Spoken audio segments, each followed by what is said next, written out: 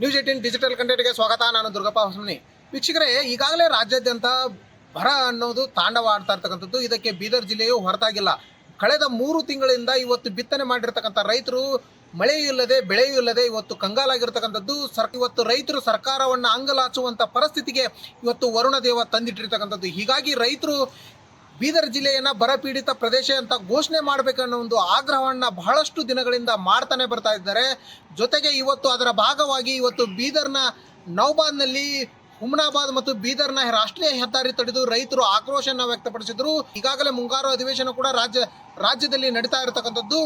ಈ ಒಂದು ನಿಟ್ಟಿನಲ್ಲಿ ರೈತರು ತಮ್ಮ ಪ್ರಮುಖ ಬೇಡಿಕೆಗಳನ್ನು ಸರ್ಕಾರದ ಮುಂದಿಟ್ಟಿರ್ತಕ್ಕಂಥದ್ದು. ಹಾಗಿದ್ರೆ ಅವರು ಇಟ್ಟಿರ್ತಕ್ಕಂಥ ಬೇಡಿಕೆಗಳು ಏನೇನೋ ಅನ್ನೋದನ್ನು ನೋಡ್ತಾ ಹೋಗೋದಾದ್ರೆ, ವೀಕ್ಷಕರೇ, ಬೀದರ್ ಜಿಲ್ಲೆಯಾದ್ಯಂತ ಈಗಾಗಲೇ ಬರ ಅನ್ನೋದು ತಾಂಡವಾಡ್ತಿರ್ತಕ್ಕಂಥದ್ದು. ಇವತ್ತು ರೈತರು ಸಮರ್ಪಕ ಮಳೆ ಇಲ್ಲದೆ ಬೆಳೆಯೂ ಬರದೆ ಇವತ್ತು ಯಾವುದೇ ಒಂದು ಬೆಳೆಯ ಫಸಲು ಇಲ್ಲ. ಇವತ್ತು ಹೆಸರು ಬೆಳೆ ಫಸಲು ಇಷ್ಟೊತ್ತಿಗಾಗಲೇ ಬರ್ತಾ ಇತ್ತು.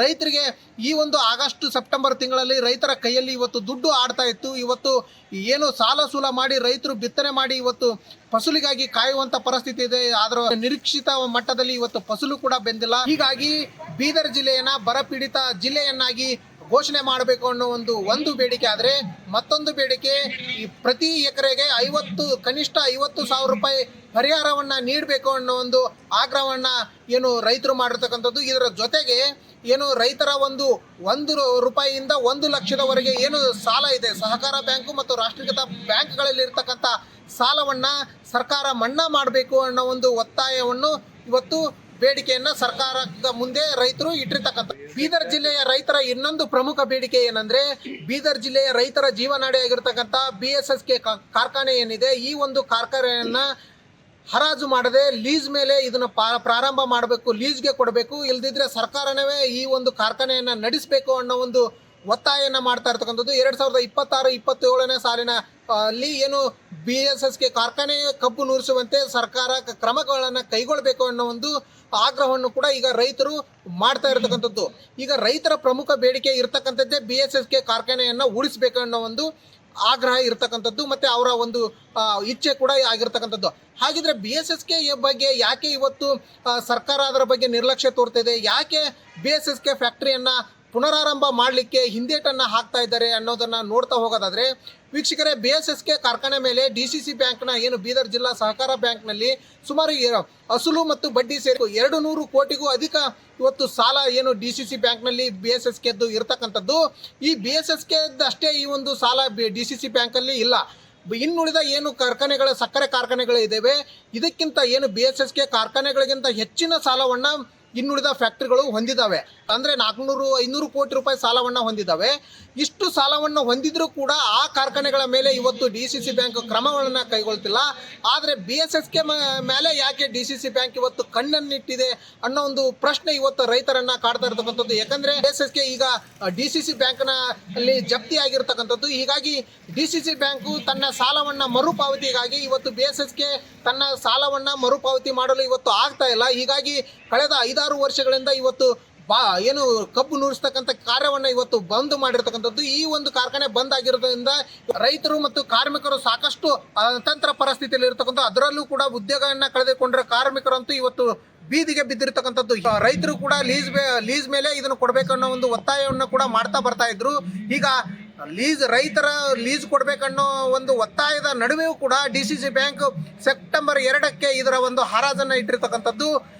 ಈಗಾಗಲೇ ಇದರ ಸಂಬಂಧಪಟ್ಟಂತೆ ನೋಟಿಫಿಕೇಶನ್ ಕೂಡ ಹೊರಡಿಸಿರ್ತಕ್ಕಂಥದ್ದು. ಇದು ರೈತರನ್ನ ತೀವ್ರ ಆತಂಕಕ್ಕೀಡು ಮಾಡಿರ್ತಕ್ಕಂಥದ್ದು ಮತ್ತು ಆಕ್ರೋಶಕ್ಕೂ ಕೂಡ ಕಾರಣವಾಗಿರ್ತಕ್ಕಂಥದ್ದು. ಹೀಗಾಗಿ ಅದನ್ನ ಮಾಜಿ ಶಾಸಕರಾಗಿರ್ಬೋದು ಮತ್ತೆ ಹಾಲಿ ಶಾಸಕರಾಗಿರ್ಬೋದು ಈಗಾಗಲೇ BSSK ಫ್ಯಾಕ್ಟ್ರಿನ ಹರಾಜು ಮಾಡೋದು ಬೇಡ, ಲೀಸ್ಗೆ ಕೊಡಿ ಅನ್ನೋ ಒಂದು ಒತ್ತಾಯವನ್ನು ಸಕ್ಕರೆ ಮತ್ತು ಸಹಕಾರ ಸಚಿವರಿಗೆ ಈಗಾಗಲೇ ಮನವಿ ಕೂಡ ಮಾಡಿರ್ತಕ್ಕಂಥದ್ದು. ಇದರ ಬೆನ್ನೆಲ್ಲ ರೈತರು ಕೂಡ ಆಗ್ರಹವನ್ನು ಮಾಡ್ತಾ ಇರ್ತಕ್ಕಂಥದ್ದು. ಹಾಗಿದ್ರೆ DCC ಬ್ಯಾಂಕ್ ಕುರಿತಾಗಿ ಮತ್ತೆ ರೈತರು ಜಿಲ್ಲೆಯನ್ನು ಘೋಷಣೆ ಮಾಡಬೇಕನ್ನೋ ಒಂದು ಯಾವ ರೀತಿಯಾಗಿ ಸರ್ಕಾರದ ಮುಂದೆ ಬೇಡಿಕೆ ಇಟ್ಟಿದ್ದಾರೆ ಅನ್ನೋದನ್ನು ನೋಡ್ಕೊಂಡು ಬರೋಣ ಬನ್ನಿ. ನಮ್ಮ ಬೀದರ್ ಜಿಲ್ಲೆಯಲ್ಲಿ ಈಗಾಗಲೇ ಮುಂಗಾರು ಬಂದು 3 ತಿಂಗಳಾದರೂ ಸಮಯಕ್ಕೆ ಸರಿಯಾಗಿ ಮಳೆ ಬಾರದೆ ಇವತ್ತು ರೈತ ಬೀಜ ಗೊಬ್ಬರ ಹಾಕಿ ಬಿತ್ತನೆ ಮಾಡೇನ ಅವ ಭಾಳ ಸಂಕಷ್ಟವಾಗಿದ್ದಾನೆ. ಯಾವ ಮೊಳಕೆ ಬಂದವ, ಯಾವ ಮೊಳಕೆ ಬಂದಿಲ್ಲ. ಅದಕ್ಕೆ ಸರ್ಕಾರ ಬೀದರ್ ಜಿಲ್ಲಾ ಬರ ಘೋಷಣೆ ಮಾಡಬೇಕು. ಜೊತೆಗೆ ರೈತರ 1 ರೂಪಾಯಿ ಅದನ್ನು 10-20 ಲಕ್ಷದ ಕೊಟ್ಟಿಲ್ಲ, ಸಂಪೂರ್ಣ ಸಾಲ ಮನ್ನಾ ಮಾಡಬೇಕು. ಜೊತೆಗೆ ಎಕರೆಗೆ ಒಂದು 50,000 ರೂಪಾಯಿ ಪರಿಹಾರ ಕೊಡಬೇಕು. ಅಂತೇಳಿ ನಮ್ಮದು ಒಂದು ಬೇಡಿಕೆ. ಎರಡನೇದು ಈ BSS ಸಕ್ಕರೆ ಕಾರ್ಖಾನೆ ಏನದ 2024 ಇದೊಂದು ಮಾರಾಟಕ್ಕೆ ತೆಗೆದಿದ್ರು, ಮಾರಾಟ ಆಗಿತ್ತು. ನಾವು ಹೋರಾಟ ಮಾಡಿದಾಗ ಪುನಃ ಆ ಸರ್ಕಾರ ಏನಪ್ಪ ಅಂದರೆ ಇದು ಕ್ಯಾನ್ಸಲ್ ಮಾಡಿತ್ತು. ಕಾರಣ ಇಲ್ಲಿ ನಾವು ಅದು ಸಹಕಾರ ಸಕ್ಕರೆ ಕಾರ್ಖಾನೆಯಾಗಿದ್ದು ಇಲ್ಲಿ ನಾವು ರೈತರೇ ಮಾಲಕರಿದ್ದೆವು, ಷೇರುದಾರಿದ್ದೆವು. ಅಲ್ಲಿ 25,700 ಸುಮಾರು 700 ಜನ ನಾವು ರೈತ ಷೇರುದಾರರು. ಅಂದರೆ ನಮ್ಮದೇ ಅದು ರೊಕ್ಕ ದುಡ್ಡು. ಹೀಗಾಗಿ ಅದಕ್ಕೆ ಸರ್ಕಾರ ಅವಾಗೇನು ಕ್ಯಾನ್ಸಲ್ ಮಾಡ್ತು. ಆದ ನಂತರ ಮೊನ್ನೆ ಮತ್ತೆ ನೋಟಿಫಿಕೇಶನ್ ಮಾಡಿದ್ದಾರೆ. ಯಾವುದೋ DCC ಬ್ಯಾಂಕಿನ ಅಧ್ಯಕ್ಷರು, ಆಡಳಿತ ಮಂಡಳಿಯವರು ಸೆಪ್ಟೆಂಬರ್ 2ನೇ ತಾರೀಕಿಗೆ ನೋಟಿಸ್ ಕರೆದು ಮಾರಾಟಕ್ಕೆ ಏನಪ್ಪ ಇಟ್ಟಿದ್ದಾರೆ. ಅದಕ್ಕೆ ಆ ಒಂದು ವಿಷಯನೂ ಕೂಡ ಏನಪ್ಪ ಇಟ್ಟು ನಾವು ಅದಕ್ಕೆ ಮಾರಾಟ ಮಾಡಿಕೊಡಂಗಿಲ್ಲ. 26-27 ಸಾಲಿನಲ್ಲಿ ಮತ್ತೆ BSS ಸಕ್ಕರೆ ಕಾರ್ಖಾನೆ ಪ್ರಾರಂಭ ಮಾಡಬೇಕು. ಲೀಸ್ ಮೆಗಾರ ಕೊಡ್ರಿ ಅಥವಾ ಸರ್ಕಾರ ನಡೆಸಲಿ, ನಮಗೆ ಗೊತ್ತಿಲ್ಲ. ರೈತರಿಗೆ ಏನಪ್ಪ ಅಂತ ಬೇಡಿಕೆ ಏನದ ಚಾಲೂ ಮಾಡಬೇಕು, ಮಾರಾಟ ಮಾಡಬಾರ್ದು. ಎಲ್ಲಿ ನಾವು ಮಾರಾಟ ಮಾಡೋಕೊಡಂಗಿಲ್ಲ. ಸಾಲ ಈಗ ಅಸಲು ಅವರು 115 ಕೋಟಿ ಅಂತ, ಬಡ್ಡಿನೇ 135 ಕೋಟಿ. ಹಿಂಗಾಗಿ 200 ಚಿಲ್ಲರೆ ಇದೆ. ಹಾಗಾದ್ರೆ ಎಲ್ಲ ಹಸುರೊಂದು ಫ್ಯಾಕ್ಟ್ರಿಗಳು 500-800 ಫ್ಯಾಕ್ಟ್ರಿ 100 ಸಾಲಗಳವೆ. ಆದ್ರೆ ಇದ್ರ ಮ್ಯಾಗ ಯಾಕೆ ಕಣ್ಣಿಗೆ ಅದ ಅದು ಗೊತ್ತಿಲ್ಲ. ಅದಕ್ಕೆ ನಾವು ಮಾರಾಟ ಮಾಡ್ಕೊಳಂಗಿಲ್ಲ, ಯಾವ ಫ್ಯಾಕ್ಟ್ರಿ ಮಾರಾಟ ಮಾಡ್ಕೊಂಡಿಲ್ಲ. ಲೀಸ್ ಮೇಲೆ ಕೊಟ್ಟು ತಮ್ಮ ಹಣ ತೊಗೋಬೇಕಂತ ನಾವು ಇವತ್ತು ಸರ್ಕಾರಕ್ಕೆ ಮತ್ತು ಜಿಲ್ಲಾ DCC ಬ್ಯಾಂಕಿನವರಿಗೆ ರೈತ ಸಂಕಷ್ಟದಲ್ಲಿದ್ದರೆ ಕೇಂದ್ರ ಮತ್ತು ರಾಜ್ಯ ಸರ್ಕಾರ ರೈತರ ಒಂದು ಕಷ್ಟಕ್ಕೆ ಸ್ಪಂದಿಸಿ ಈ ಒಂದು ಸಾಲ ಮನ್ನಾ ಮಾಡಬೇಕು, ಪರಿಹಾರ ಕೊಡಬೇಕು, ಎಕರೆಗೆ 50,000 ಅಂತ ನಿಗದಿಪಡಿಸಬೇಕಂತ ಹೇಳಿ ಈ ಒಂದು ಹೋರಾಟವನ್ನು ಹಮ್ಮಿಕೊಂಡಿದ್ದೀವಿ. ಒಂದು ವೇಳೆ ಇದ್ರ ಬಗ್ಗೆ ನೀವು ಏನಾರ ನಿರಾಸಕ್ತಿ ತೋರಿದ್ದೆ ಆದರೆ ಮುಂದಿನ ಬರುವ ದಿನಗಳಲ್ಲಿ ಇಡೀ ರಾಜ್ಯಾದ್ಯಂತ ರೈತರು ಬೀದಿಗಿಳಿದು ಒಂದು ಉಗ್ರವಾದ ಹೋರಾಟ ಮಾಡಬೇಕಾಗತ್ತಂತ ಹೇಳಿ ಈ ವಾಹಿನಿ ಮೂಲಕ ಅವ್ರಿಗೆ ಎಚ್ಚರಿಕೆ ಕೊಡ್ತೀವಿ. ಏನು ಮಾಡ್ಬೇಕು ಸರ್, ರಾಜಕೀಯ ಅನ್ನೋದೇ ಒಂದು ಚದುರಂಗದ ಆಟ ಆಗಿಬಿಡ್ತದೆ.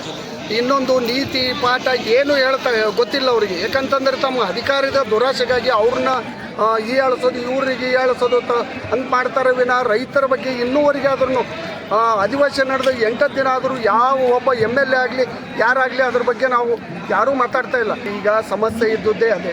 ಅಧಿವೇಶನ ಏನಾಗ್ಬಿಟ್ಟಿದೆ ಅಂತಂದ್ರೆ ತಾವು ಹೇಳ್ದಂಗೆ ಅಲ್ಲಿ ಯಾವ ವಿಷಯನೂ ಪ್ರಸ್ತಾಪವಾಗ್ತಾ ಇಲ್ಲ. ಯಾವುದೇ ಕಷ್ಟದ ವಿಷಯ ಆಗಲಿ, ರೈತರ ವಿಷಯ ಆಗಲಿ, ಕಾರ್ಮಿಕರ ವಿಷಯ ಆಗಲಿ, ರಾಜ್ಯದ ವಿಷಯ ಆಗಲಿ, ಅದ್ರ ಬಗ್ಗೆ ಮಾತಾಡಬೇಕು ವಿನ ನೀವು ಹೇಳ್ತಾ ಇದ್ದೀರಿ ತಮ್ಮ ಬಿಲ್ ಪಾಸ್ ಮಾಡೋಕ್ಕೆ ಸಲುವಾಗಿ ಒಂದು ನಾಮಕಾವಸ್ಥೆ ಅಧಿವೇಶನ ಅಂತ ಮೇಲ್ನೋಟಕ್ಕೆ ತೋರ್ತದೆ. ಅದಕ್ಕಾಗಿ ಈಗ ರೈತ ಯಾವ ಸಂಕಷ್ಟದಲ್ಲಿದ್ದಾನೆ ಅನ್ನೋ ವಿಚಾರನೂ ಅವ್ರು ತಿಳ್ಕೊಬೇಕಾಗ್ಯದ. ಒಂದು ವೇಳೆ ತಿಳಿತದೋ ಬಿಡ್ತದೋ ಗೊತ್ತಿಲ್ಲ.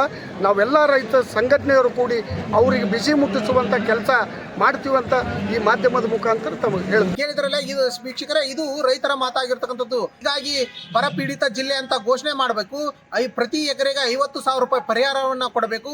ಇದರ ಜೊತೆಗೆ ರಾಷ್ಟ್ರೀಕೃತ ಮತ್ತು ಸಹಕಾರ ಬ್ಯಾಂಕ್ಗಳಲ್ಲಿರ್ತಕ್ಕಂಥ ಸಾಲವನ್ನು ಮನ್ನಾ ಮಾಡಬೇಕು ಅನ್ನೋ ಆಗ್ರಹದ ಜೊತೆಗೆ BSSಕ್ಕೆ ಫ್ಯಾಕ್ಟರಿಯನ್ನು ಇವತ್ತು ಹರಾಜಿಗೆ ಇಟ್ಟಿರ್ತಕ್ಕಂಥ DCC ಬ್ಯಾಂಕ್ ತನ್ನ ನಿರ್ಧಾರವನ್ನು ವಾಪಸ್ ತೆಗೆದುಕೊಂಡು ಈ ಒಂದು ಫ್ಯಾಕ್ಟರಿಯನ್ನು ಲೀಸ್ಗೆ ಕೊಡಬೇಕು, ಮತ್ತು ಇಲ್ಲ ಸರ್ಕಾರವೇ ಈ ಒಂದು ಫ್ಯಾಕ್ಟರಿಯನ್ನು ರನ್ ಮಾಡಬೇಕು ಅನ್ನೋ ಒಂದು ಒತ್ತಾಯವನ್ನು ರೈತರು ಮಾಡ್ತಾ ಇರ್ತಕ್ಕಂಥದ್ದು.